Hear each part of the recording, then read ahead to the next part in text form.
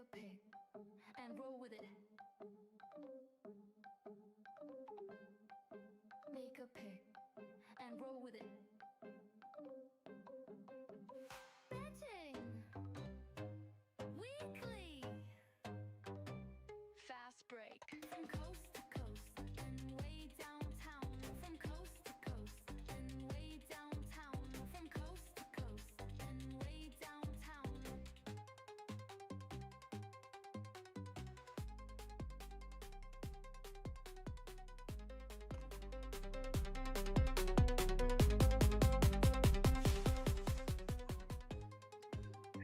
Welcome into a Friday edition of Betting Weekly Fast Break. I'm Doug Kezirian alongside professional handicapper Wes Reynolds as we have boots on the ground in Indianapolis ahead of tonight's Game 4, pivotal Game 4, as they like to say, because Indy can take a 3-1 lead, a commanding 3-1 lead, the other adjective you often hear in these situations. It was an awesome game the other night. A really, really well-played game by both parties, and then the Pacers took control of it down the stretch. And we're going to get some firsthand reaction. But, Wes, good to have you. Quite the budget we have on our show is, we have you, like I said, boots on the ground. Yeah. Great to be here. And, Game 3 was obviously off the hook, as they would say. The crowd, I thought, really actually did make a difference, especially in the fourth quarter. Was loud. That's as loud as I've ever heard Gainbridge Fieldhouse. And I've been going to games and worked for the organization for a time, so I've been going to games off and on for well over the last 25 years in this building. That was as loud as I ever heard it, and perhaps that was a little bit of a reason why Oklahoma City only made one basket in the final 5:57, and just really took the thunder out of their game. Great adjustments. In Indiana's 2 wins, by the way, this series, the Thunder have been outscored 67-43 in the fourth quarter. So Oklahoma City, you have to respect them and the fact that they've won 68 games, but they're the front runners. It's like the Pacers have been accused of being the front runners. It's really been Oklahoma City, because if it gets kind of tight or close late, they haven't seemed to have it so far. Certainly in this series, they have the MVP, of course, but he's the only guy that they trust down the stretch. And I don't think that they trust a lot of these other guys to make the big shots late. I certainly haven't seen evidence of it in the first 3 games, especially the 2 games that were close, games 1 and 3. All right, so let's take a step back. I want to build our way to the game and breaking down the point spread and things like that. What did you learn? You said it was the loudest environment. What did you learn, maybe from a handicapping perspective, by being there in person that you had not really noticed or fully recognized from this Pacers squad from afar, watching here at your home city in Vegas? When they get to the paint, I think that the Pacers are just as good, if not the better team. And just seeing them drive the paint, and they're going to get open looks when they drive the paint. Now, they did not knock many of them down in game number 3. I think they were 9 of 27. This is not a team, even though they've hit a lot of big threes throughout the playoffs and have shot such a good percentage, going into this series, especially the first 3 rounds, they don't have to make threes to win. Like you got to make some, but you don't have to really shoot an elite percentage and make, 15, 16 threes in order to win. And they didn't the other night. And they were able to do it. And just, they're kind of giving SGA a little bit of his own medicine, I think, is what they did. Because we saw what Oklahoma City did to Tyrese, where they're kind of picking him up a little bit full court and farther away from the basket. That's what they did to Gilgeous-Alexander in game number 3, and they put multiple defenders on him, and I thought it really disrupted the entire flow of that offense. Even though they started okay in the first quarter, you could kind of see that was something was off right away with these guys. You mentioned it was the loudest you've seen the arena in any game you've been to. This OKC team is really young, and their coach is young. He's only 40 years old. Can they handle this environment? Because at some point, they're going to have to win a game on the road. Can they handle this game tonight, given it'll be a Friday crowd? And yes, that first game is going to have certain energy, but so can a crowd on a Friday night that can feel a 3-1 lead. Yeah, we're going to see, and we're going to see Mark Daniel, I think, really get tested. Did not necessarily pass the test in game number 3 because we saw that SGA sat to start the second or sat to start that second quarter, and Oklahoma City was -9 in those 3 minutes before they got him back in the game. They just couldn't slow the Pacers offense. McConnell was especially big, as was Ben Mathurin for that second unit. And just those guards, they can't initiate the secondary offense. And, he didn't call a timeout. So I thought he kind of gambled a little bit. And a couple of his gambles have not necessarily paid off. Early in game 1, when he started Wallace, that paid off. But then he gave him those starters minutes. And then that's, what helped lead to the Pacers comeback, I think, in game number 1. So, it's up to Mark Daniel to show that he's one of the better coaches in the league, because I think Rick Carlisle's already proven that. I think just the adjustments that Rick Carlisle has made, because they exploited the mismatches, right? Pascal Siakam has multiple mismatches, and I'd been talking about that throughout the series, especially against Hartenstein, when Siakam is playing at the center position, basically with the second unit.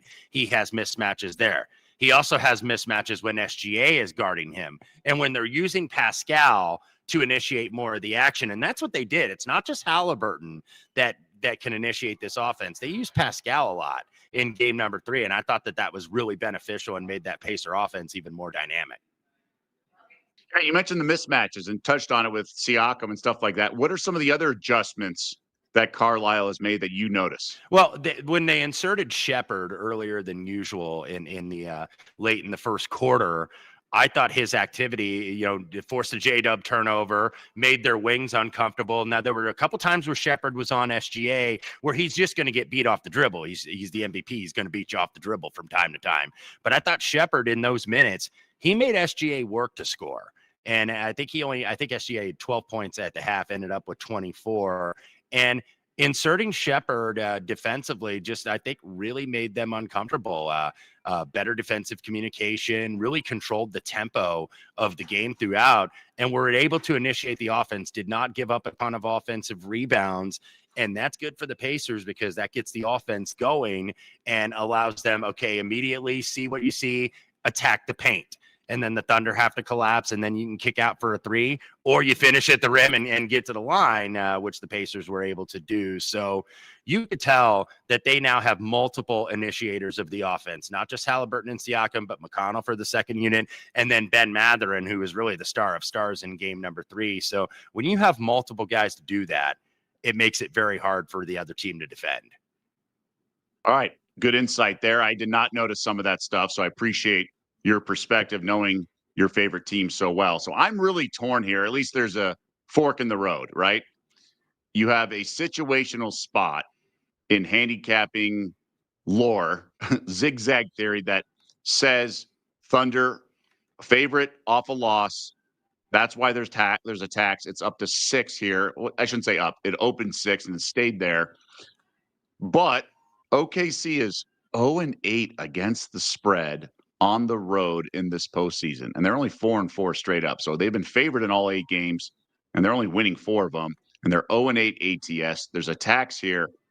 For me, coming into the game 3, I said whoever loses game 3, I'm going to bet game 4. I didn't have that luxury because I'm off the Thunder. I cannot lay 6 points for a team I'm not convinced can win this game. Yeah, I would not lay it either. Now, that being said, I'm not rushing to bet the Pacers necessarily. It would be the Pacers or pass, I think, on the side for me, because I just look at it. It's now 6. So you're already paying what you said a minute ago. You're already paying that zigzag tax and the bounce back tax for a team that won 68 games in the regular season.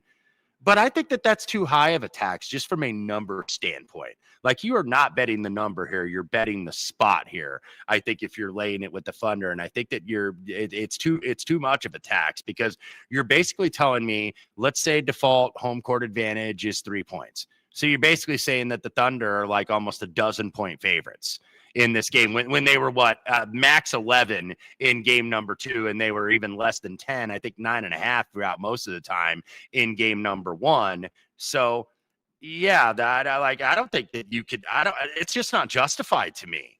I think that this rise in the number, and that's what That's what really surprised me, is that the number wasn't about the same, because I thought the tax was too high for game number 3 when it went up to 5.5, and that was public money driving it, because when it opened 4.5 after the game 2 victory, it did go to 5.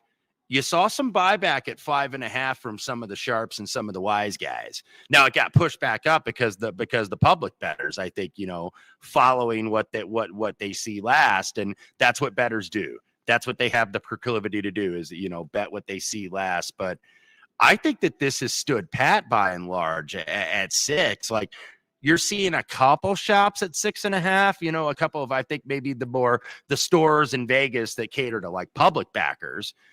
But you're not seeing this get driven up a little bit more. So I think that, the sharp guys are leaving Oklahoma City alone, at least just reading between the lines here. I think they're absolutely leaving them alone, even though this is a much more favorable spot for them. I agree. I think it is too high. And I thought 5.5 was too high. Well, let me ask you this, because I have my theory. Well, I'll just start it. I'll start the convo. So I think this Pacers team was not power rated properly from January 1st on. I think they should have a better power ratings. So that's why the point spread's off the other day. So they're taxing a point spread that was already off. That was my theory on game 3. And then also, I think the market, and even sharp guys I talked to, like the OKC side, have forgotten that that's a different NBA now. Up until a few years ago, this was a predictive league, and you could really just pick a few teams that had the only ones that had a chance to win it all. Well, now there's like 6 or 7 or 8 teams that can win it all, and there's more balance, and we're poised for an offseason that's going to have a ton of player movement because of the new collective bargaining agreement and the second apron, the financial sort of taxes in and of itself. So I just think people have a hard time thinking an underdog in the NBA, which is a best of 7 and not March Madness, can advance. And when you factor in the Thunder's youth and their coach's inexperience and the Pacers' elite coach in Rick Carlisle, and how much better they are than the market projects, and what worked for the Thunder in the regular season depth and all this stuff doesn't really carry a lot of weight in this postseason. And I think they're also too dependent on SGA. There's a lot of standing around and looking at them. And if you can sort of throw a lot of bodies at them, which happened a lot in the second half and things like that, there's a path to victory. So I think the market hasn't rated the Pacers effectively enough, and I don't think it's adjusted enough for how level the playing field can get for a team that's even dominant in the regular season. Yeah, I think you just hit it there with Shai Gilgeous-Alexander. When it gets to pucker time late, he's the only guy that they have. He's the only guy that they really trust. That's not to say they don't have other good players, but you see it, Doug. They don't trust Chet late. They don't trust J-Dub even late, who's an all-star player. It's all Shai. And when it's all him, you can concentrate on defending him, and you can send multiple defenders and switch off of him and make it tough for him. Whereas the Pacers, I think, even though we know who the defined first 2 options are, Hallie and, of course, Pascal Siakam, but the other guys are not afraid. The other guys are not afraid to take that shot. Ben Mathurin, Aaron Nesmith, Andrew Nembhard. If it's Miles Turner in the game, that's kind of an X factor, by the way, tonight. I think we should address that, how many minutes we see out of Miles Turner tonight, because he was sick as a dog in game number 3, but the guy still had 5 blocks. He still had. Right. I know. Are we adding the sick as a dog, or how sick is? I know he was scheduled to miss a shoot around yesterday and things like. There's such top of the line like health medical treatment and all that. IVs, everything. You just want, and these dudes are like relatively young, right? I mean, Turner's a little older, but he's not 23, but he's not my age. And these guys are elite athletes, and after a couple of days. So I just wonder, I mean, I don't anticipate the flu game like Jordan style. Yeah, I think he's going to be fine, or as fine can be. When you're trying to take a stranglehold here in the NBA Finals, I would think it'd be a lot to keep him off the floor. So I would anticipate he's going to play. We'll see what the minutes distribution is. But yeah, I thought that you did hit that with, how the Thunder, when it gets late, can you really trust this team? This team's not been road warriors. You mentioned 0-8 against the number, and they were life and death against Memphis. Let's not forget that in the first round. This was a Memphis team that let's be honest, late in the season, they were a borderline playoff team. They were kind of fortunate just to get in there and had to be in that play-in spot just to get in to face the Thunder. And the Thunder were life and death to beat them, had to come back. I think what was it, like 6 or 7 down after 3 quarters just to beat them by a couple of points. So yeah, I don't think this is a foregone conclusion. And I do think that the Pacers absolutely got underrated in the market. And even like I was saying a minute ago, with this spot, knowing what the spot is, knowing the zigzag and knowing the bounce back, that they're not willing to lay the 6 with the Thunder here. And I think that that's telling you something. The market sometimes gives you a little bit of a clue here. Yeah, it does. And I mentioned it. So I'm officially on the Pacers +6. Are you just leaning there? You're not ready to officially make it play? Would lean there.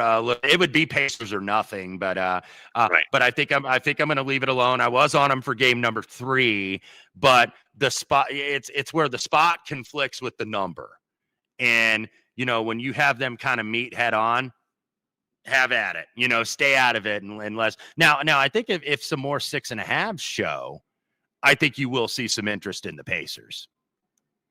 Right. We want you to get involved in the conversation. We already have some comments on our YouTube channel. Shane says Pacers all the way. Ian Messina says still think OKC will cover. And that, of course, would be the first time all postseason that the Thunder cover a point spread on the road. They are 0-8 up until this point. And we want to remind you to get involved in the conversation on the YouTube channel and also download the newsletter. Sign up for it. BettingWeeklyStudios.com. It's tens and tens of pages. And you have Bet Rivers odds. You have breakdowns of soccer and tennis now that it's grass court season. You have links to the shows here. So a lot of good stuff. And we have our newest show, part of the Bet Rivers Network, Betting Weekly Fight Life. Kyle Andrew and Paul Hughes previewing UFC Fight Night in Atlanta. Kamaru Usman against Joaquin Buckley. So it was a big card last week in the New York area, Jersey, I believe. And then now this one's in Atlanta. Fight Night cards are saturated with good value. And those two gentlemen, Kyle and Paul, will break it down. It's the newest show here on the Bet Rivers Network. And one of the reasons I like the Pacers, and this is part of the reason I want to talk about the total, is everyone's forgetting how important players play, like the roles players play. Like for the Thunder, Dort plays a huge role, not just defensively, but he's a tough dude and he's not taking any crap. The Lakers had Ron Artest, Metta World Peace during those championship runs. And this Pacers team has a couple MFers, for lack of a better word. Mm-hmm. Nesmith, Matherin, McConnell. Like they have some dudes that give Halliburton some, pseudo or osmosis toughness. Like some of the finesse guys like Turner and things like that, you need the other guys to help out your team. That's what Draymond Green does for the Warriors. Having these guys who bring the noise a little bit, the edge, play big roles. And I think that's really important. So when the spot favors a team, they're not going to let it. They know this is their opportunity to go up 3-1. And frankly, they're probably thinking the spot favors us, right? We're going to be desperate here. We're desperate with the crowd on a Friday night. So I segue to the total, Wes, because it's come back up a little bit. And I'm happy for that because I like the under. Game 3 was flying over and somehow it died, particularly started in the third quarter, and it sneaks under the total. The numbers come down a little bit. It's 227, but it was 225 yesterday. I like the under. I think the quick turnaround, it's the first time all series. They're only going to have 1 day off between games. There's no travel, though. But still, I felt the Thunder were playing too many minutes. They hit a wall. You mentioned the poor shooting down the stretch. Holmgren played 35, 36 minutes, way more than he's used to playing in the series. I think the bodies and the toughness that I was mentioned of those role players and everyone else, the energy they brought, I think they drained the Thunder. I think sending bodies at SGA drained them. I think we're going to see, obviously with a high total, a rock fight, not in the 90s, but we're going to see a lower scoring game because I think the pace is going to drag out, and I think the defense will be ready, and I think the energy sapped by the Thunder a little bit, even though they're such a young team.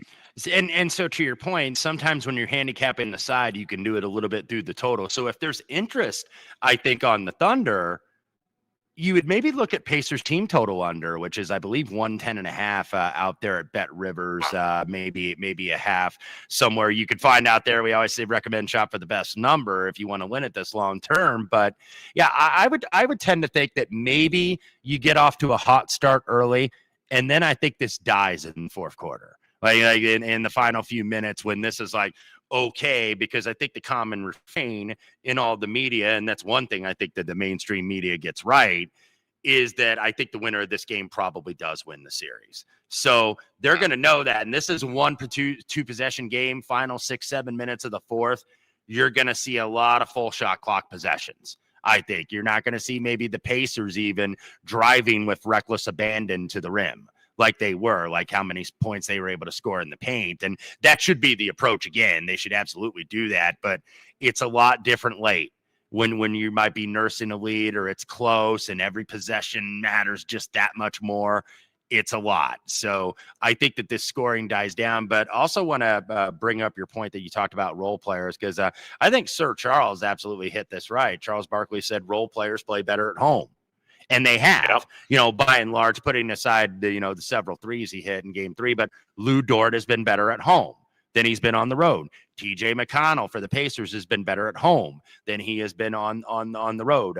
Obi Toppin, same thing, putting aside the 3 barrage in the second half in game 1. But that's what you absolutely see. So, the Thunder, because remember how we talked about the Thunder, the bench just dominated the Pacers in game number 2. It was the exact opposite in game number 3, and it was everybody producing. It was McConnell, it was Matherin, it was Obi Toppin. So, yeah, I think that you're probably on the right track, and it looks like, just looking around the marketplace, I think we might be getting a little bit of support to the under. Maybe some guys just making it dance back and forth between 227.5 and 228. That might be what's happening, because look, one of the things about there's never always one sharp side. It's always about sharp numbers. Like you might have one group that likes the over, you might have one group that likes the under. So I'm staying out, but I do want to play perhaps an in-game under late, because I do think that this is going to die late in the fourth quarter.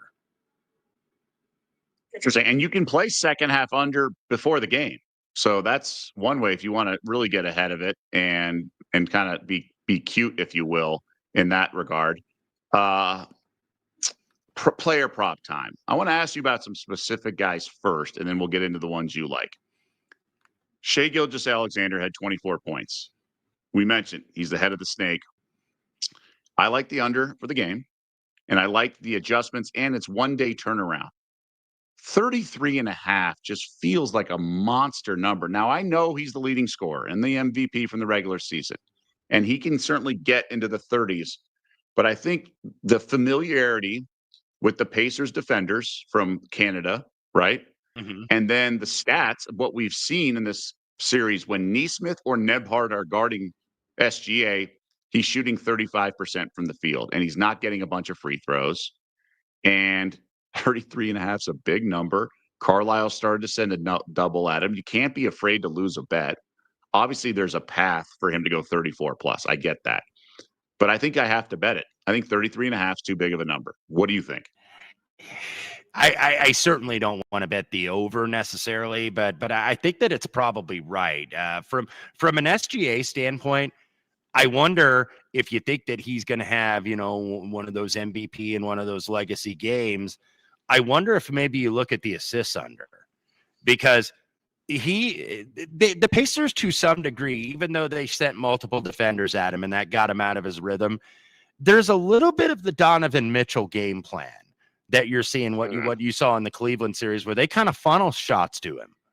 And you saw that late. The Thunder did not get any good looks in the final 6 minutes. Much was made, final 5:57, they didn't have a field goal. These were not open looks either. These were contested. These were off balance. These were out of rhythm. These were tough shots. So, I think the Pacers are kind of like, fine, like, okay, you be the one-man team. Like we saw Donovan Mitchell a couple games in those series for Cleveland where he had over 40, So I think the Pacers might be a little bit fine with that if they can take everybody away, just getting him out of rhythm and forcing him to make all these tough shots. So I wonder with the assists, and I'm not playing it. I have not bet this accordingly, but I'm just kind of spitballing and thinking out loud here in answering your question. It would maybe lean under assist, because I don't know how much he's going to want to pass now that it's real. Now that they're down 2-1, and it's like, okay, we're in a real fight here, guys, that we didn't think that we were going to be in. Now I think it's going to be even more pronounced to Shai Gilgeous-Alexander, where he's going to be taking more shots, where he's not going to get very many rests, like I talked about earlier in the program, where he sat those first 3 minutes and they were -9 in the second quarter. Because sometimes he does that carryover, right? We saw it in the regular season where it's like he'll play the first couple minutes of the second quarter, and then he'll go to the bench for 3 or 4 minutes. And then he'll come back like midway through 5-6 minute mark of the second. And Daniel tried to gamble, and it certainly didn't pay off, because that's when the Pacers got right back in the game and took the lead. You know, you've convinced me. I think they're correlated, but I'd rather need missed shots by teammates off passes from SGA than actually SGA, because, you know, Foster's the official, one of the officials tonight. Who knows? He can get to the line a bunch, and he's been great in games off OKC losses. So I will say that's a concern I have. But I am going to make under 6.5 assists, -121 an official play. So I think you talked me into it. I think you made a lot of sense. I think he's looking at 3 or 4 assists. I really do. And the free throws and all that stuff, because I don't trust his teammates at all. And so I'm perfectly fine going assists. I think you sold me on that one. By the way, the officiating crew, I want to bring that up since you just brought it up. Scott Foster is the crew chief. Josh Tiven, Sean Wright, and Courtney Kirkland, the official call here. So that's who we have tonight. We'll see if Foster, Courtney Kirkland, by the way, is the alternate official. So it's Foster, Tiven, and Wright are the crew. So we'll see if Foster leads up to that series extender. Both these teams, by the way, I mentioned how this was the vital game in the series. Something's got to give. They're both 3-0 in game 4s in this series. So there goes the line, you know, where it's the team that wins this one's probably going to be the one that has that hand on the Larry O'Brien trophy. Well, they got to this part in the series, so yeah. So far, it's held in their previous series, the team that won Game 4. I have two props to ask you about. Let's talk Tyrese Halliburton. He's dropped the ball a little bit off big games. You brought this up in the Knicks series when he had like 32-point triple-double. He bounces back with 8 points on 2 of 7 shooting, and the offense was called into question, and he responded. So off a big scoring game by his standards, his points prop is still at 17.5 at Bet Rivers. Do you think he's going to continue scoring and realize they need him to do that, given how Game 3 unfolded? Yeah, look, I think that's and there's some 17.5 and some 18.5 out there, and I think that's right, and that's pretty much I think where it's going to stay for this series, because we have seen some variance out of Tyrese Halliburton. So, you know, if you're figuring out, if you're kind of zigzagging with him, thinking, okay, maybe he's going to have a little bit of a down game from what we saw in game number 3, could be the rebounds, because he's not going to be as active, I think, rebounding as some of the other guys, because that's what they want to do is have somebody else get the rebounds and then go ahead and you know, get him running. Is what they're going to want to do. They're going to want to absolutely get him running. So under rebounds at 5.5 might be a look if you're playing a Tyrese Halliburton prop. I don't know if I really want to touch the points, Doug, because I think that's right. You know, and that's a reason why, and I'll bring this up. Unfortunately, the number's not there at Bet Rivers. It's now 6.5. I don't want to recommend it, but I did play a little bit of Siakam under the rebounds, because I think that they're keeping him away from the glass, and they're letting the other guys, you know, okay, Nembhard, okay, Nesmith, you guys need to help out a little bit on the boards, and then see what you can get out of Miles Turner, I think, from that standpoint. So nothing for the points for me, but maybe the under rebounds for Tyrese if you're looking to play against him.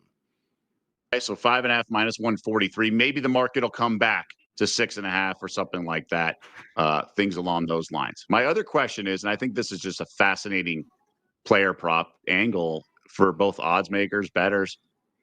Benedict Mathurin, coming off 27 points, his prop is 10.5.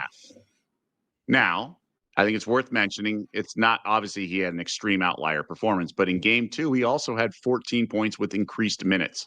So it sounds like Carlisle's playing him and likes the matchups and doesn't think he's overwhelmed like maybe some other players are with the size and strength of this OKC team and defense. So I actually think Carlisle's likes Matherin, and Matherin does feel like he's there to score points off the bench and he's going to get his shots up. So you don't need 27, you just need 11. Do you like Matherin over 10.5? I don't like to make it a habit necessarily of playing a bump. And you're getting and that's a pretty disparate bump with what I've mentioned throughout the playoffs, where I believe that the books do focus a lot more on these, and they're probably taking higher limits than they would on a random December regular season NBA night card. So that's a little bit of a big jump for me, Doug. I will admit that. Like if you made me and forced me to bet this, I'd be like, okay, under 10.5, minus really? 170. I know you like to play contrarian and all that, but I feel like this is more the market hasn't caught up to what he's doing both the last 2 games and the fact that he's getting increased minutes. It could be because look, the market, I think they focus more obviously on the superstars because that's where they're getting the betting volume. And you see a lot of people on the X that put this stuff out where it's like, okay, the number 1 prop is, Shai Gilgeous-Alexander, and it involves the stars. It involves Shai. It involves Pascal. It involves Tyrese and the big name players. So sometimes you don't get that necessarily with the role players, but just, I don't want to say I'm a creature of habit here, but I typically do not like playing a bump off a really maybe an outlier performance, even though Benedict is a guy that did average close to 17 a game during the regular season. That seems I mean, maybe it doesn't seem like much of an ask, and perhaps you're right that the market and the odds makers have not caught up here, but it's one I'm going to leave alone. So, yeah, I know you're the guy who's probably going to be looking at the under after a game like that, but I think it's worth mentioning. You don't need 20. You're not going under 27. You go under 10.5. This guy's getting increased minutes. So I'm actually lean over. I do. I think it'll be a sweat. I don't think he's going to fill it up, but he looks for his shot. He's there to score. I think Carlisle's given him the green light. That second unit really won the game in so many ways to start the second quarter with McConnell defensively, and then also offensively for Matherin. Some of the points were flukes, like offensive putbacks, things like that. But he also had the short corner 3 and other stuff. So I'm just the betting nerd in me is curious to see how this plays out. Just coming off a 27-point performance, and by the way, 150-1 to lead Game 3 in scoring. How about that ticket if you had it? He edged out Jalen Williams, and I saw some tickets on the X. Some people did bet it at 140 or 150-1. All right, player props. I have one that I love a lot. I want to tee you up. Anyone sticking out to you in terms of a player prop? Besides the Siakam, which I would only recommend at 7.5, and Bet Rivers may go back to that, but it's pretty heavy juice. Keep an eye on that. Yeah, and the logic for that, he's averaging about 5.9 in the 7 playoff games where he plays over 35 minutes. And you saw that he was more like the helper on defense because he was helping on the drives from SGA and Jalen Williams. So, he guards rebounds for, whether it's Halliburton collecting them or one of the guards, Nembhard. Nembhard had a few rebounds, or Neesmith. Get it to Halliburton, let him go. So I don't know if Siakam, how much he's going to focus on the rebounds necessarily, but a couple I do like here. Cason Wallace, under points, rebounds, and assists at 10.5. The minutes, I wonder if they're starting to decline a little bit, because I think he's just kind of trending in the wrong direction, right? Because Oklahoma City, I think, in a crucial moment, is going to rely more on Alex Caruso than they are on Cason Wallace. Cason Wallace has been negative in the plus minus, which is often an overrated stat, but I just think that the minutes are going to be less tonight. Somewhere in the 20-minute range. Pacers have been taking away a lot of the transition, so that is one that I did bet. And then one I think I'm going to also bet. We talked about Matherin, where I don't want to necessarily play under, but I'm not going to play the over. So I don't like to, typically I'm not going to auto fade, but I'm not going to auto back a guy out of a big game. Right. But what about maybe fading TJ McConnell, who was such the key, I think, in the turnaround in game number 2, and just was able to get to the basket. He, by the way, had 5 steals too. Like I was talking about. I was just going to joke. I'm not going to bet over 4.5 steals, but I don't know about the rest of McConnell. I mean, he's kind of been a cash cow on his prop of rebounds plus assists, and his PRA has been excellent because the ball finds energy, as you know. Mm-hmm. So he's going to fill it up and take what the defense gives him, whether it's rebounds, assists, or points. And frankly, we don't need that much from a guy who I'm pretty confident is going to deliver a stat line. Just the question is it going to be enough? Like, he's not going to put up bagels or the triple one or single one or whatever Richard Jefferson was calling it the other night. I think McConnell delivers, man. Like, he really does, and he's a competitive advantage that the Pacers have. I'm on the opposite side here with points, not with points, rebounds, and assists, but I'd go under 7.5 points here just because, look, he got all those steals. He got 5 steals, like we were talking about. The guys that contributed that didn't really stand out, like Miles Turner having 5 blocks with his illness, McConnell having 5 steals. Everybody gave them something. And that's what it takes to beat a team like this, a total team effort, which I believe that's what the Pacers are. They're not superstar driven. They're a unit and a cohesive unit at that. But if you look with McConnell, didn't play a ton in the second half. He really controlled the second quarter. And that's what I think turned the game around and gave the Pacers, certainly the lead at halftime. I think Oklahoma City is going to try to pressure him a little bit more. I think that they're going to make that adjustment where maybe they play 3 guards, it might be Isaiah Joe a little bit more and play the 3 guards. So, a lot of this, you got to look at the minutes of what it's going to be. Is he going to play more than 20 minutes? I don't think so. I think that that's kind of his ceiling. So McConnell under 7.5 points is something that I think is very much worth a look. Okay, lean for you, but the only one you're under is Wallace PRA under 10.5. And I actually, the one I'm sorry, I'm going to add that McConnell under. Okay, you are. Okay. Under I'm going to play that. Point? Under 7.5 points. Yes. Okay. I like that. I mean, he doesn't look for a shot. He wants to pass, to be honest. So if the defense, I mean, you're right. He's not going to get the steals and putbacks like a kid, 5th grade basketball game where he can steal an inbounds pass. So if you take away that, he's going to have to beat you driving to the hoop and things like that. I just wanted to mention, I mentioned it earlier in the week. I'm on Chet Holmgren rebounds under. I did it on yesterday's show. I think this is an absolute banger. I had been riding the gravy train. I took off when he actually got more minutes and had 10 rebounds, but I think he's hitting a wall. Unders minus 112. I laid more juice yesterday on the show. I just don't think he can play 35 minutes. He was hitting a wall, 1-day turnaround.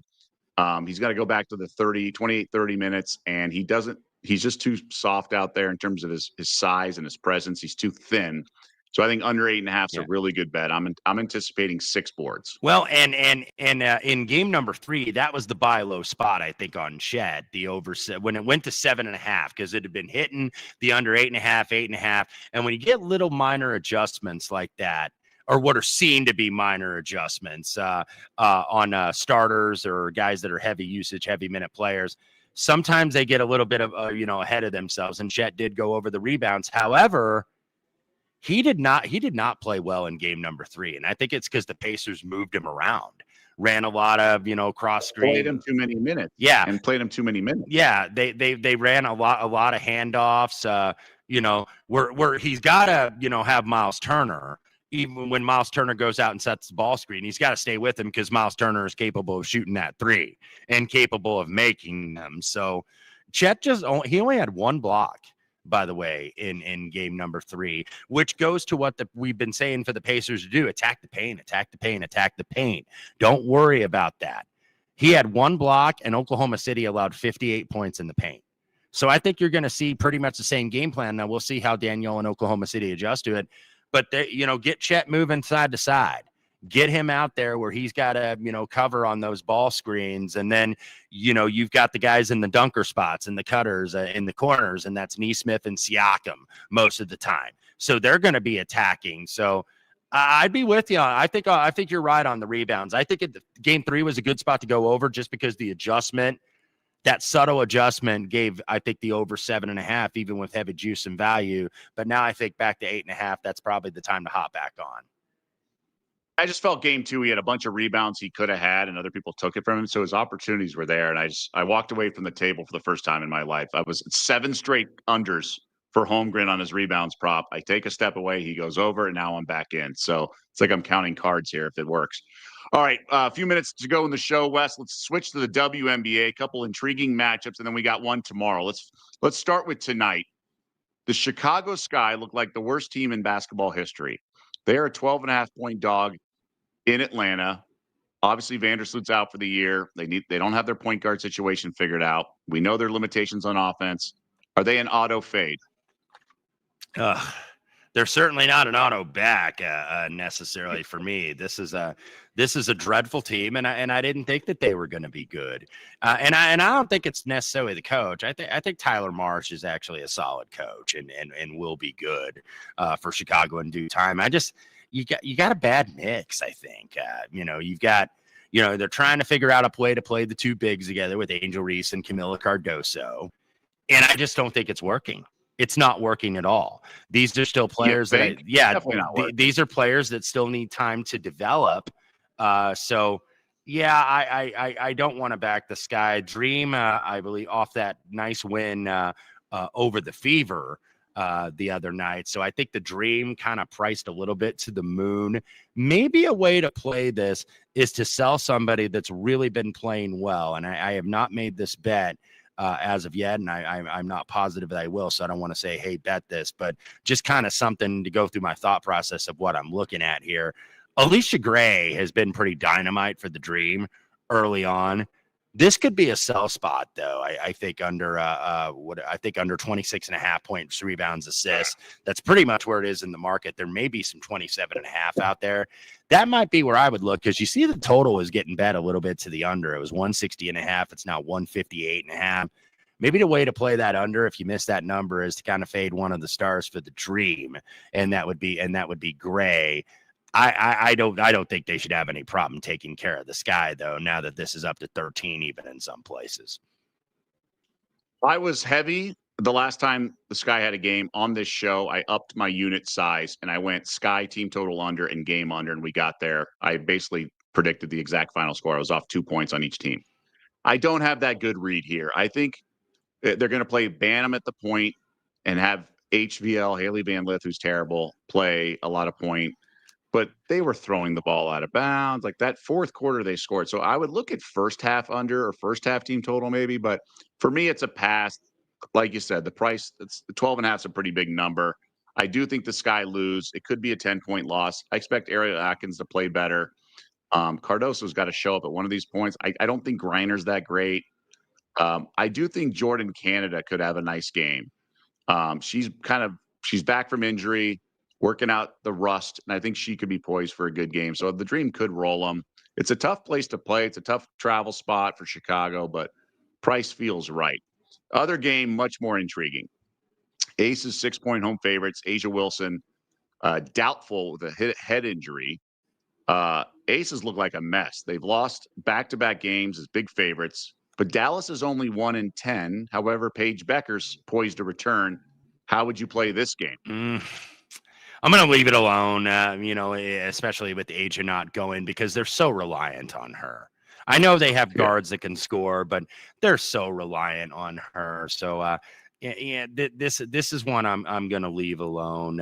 If you got it before it was announced, when I think at the opener was 10 and now down to 5.5, and even or I think I even see one random 5 out there.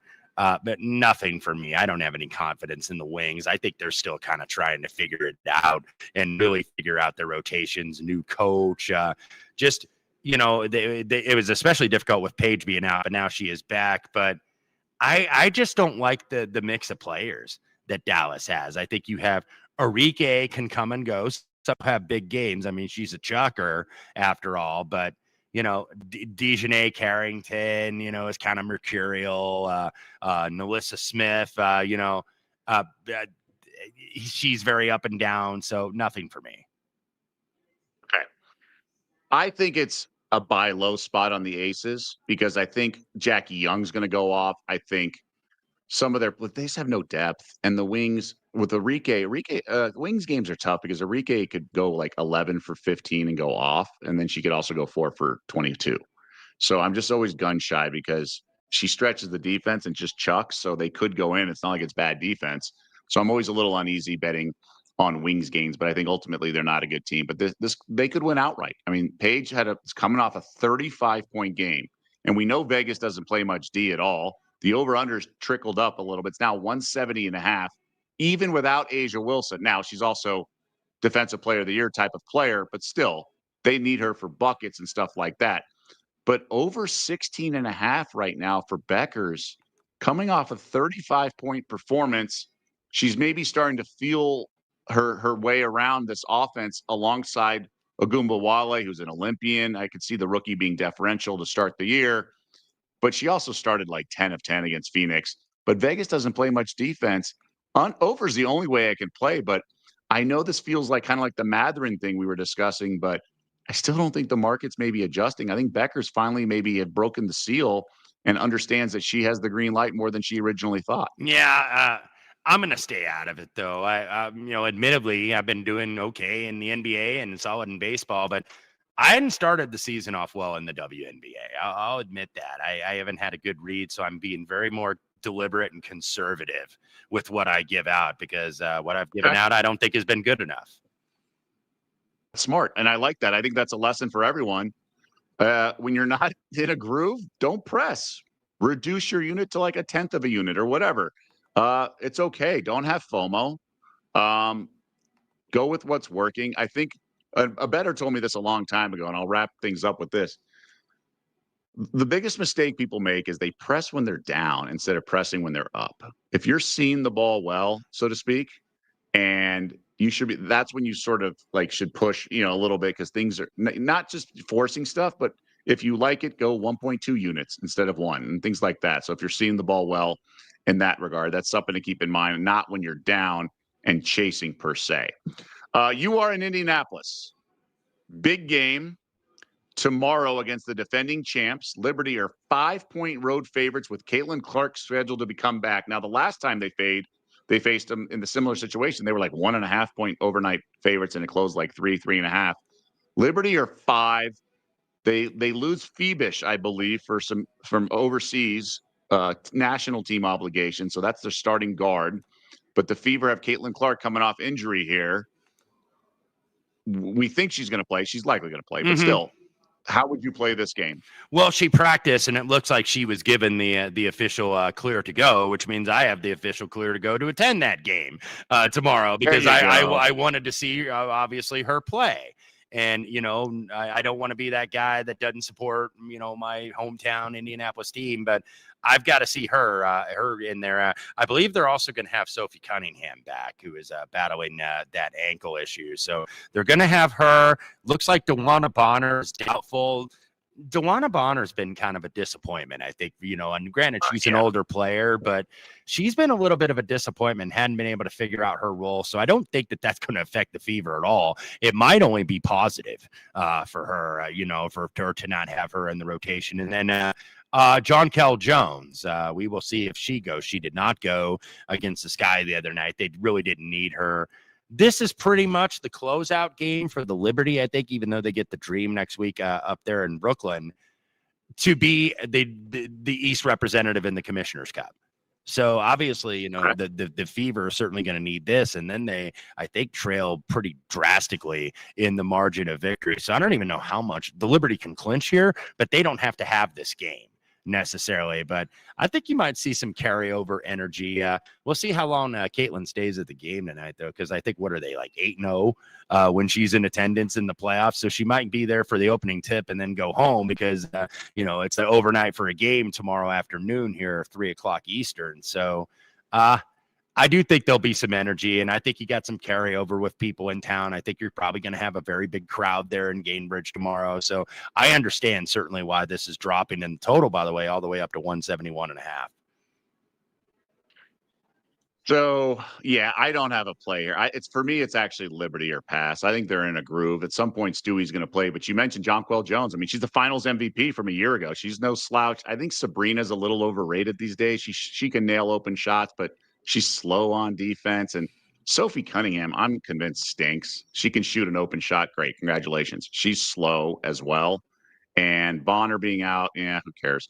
I don't know. I think the Fever's still figuring it out, and Liberty are going to miss Phoebish, and they don't have Jonquel Jones fully healthy with the ankle injury, so it's a stay away. But yeah, I kind of see under as well. I just don't trust the Fever defense, and I think they're going to shoot a little better considering how bad they shot against the Dream in Atlanta. But no play, but good to know you're going to be in attendance there, Wes, and obviously tonight as well. So best of luck to you, and enjoy the atmosphere the entire weekend. We appreciate you joining us.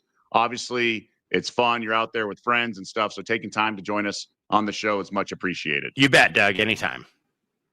All right. And for Wes Reynolds and everyone else behind the scenes who does all the heavy lifting, like I like to say, and the graphics, the researching, the producing, all the tech stuff, I'm Doug Kezirian. Good luck to everyone this weekend. And we'll see you back here on Monday, Betting Weekly Fast Break, 3 p.m. Eastern. And that is the day of Game 5. So will the series be 2-2, or will the Pacers be favored in the series? Because if they go up 3-1, they'll be the new favorite, so to speak. So enjoy the game tonight. Good luck this weekend on everything. We'll see you back here next week.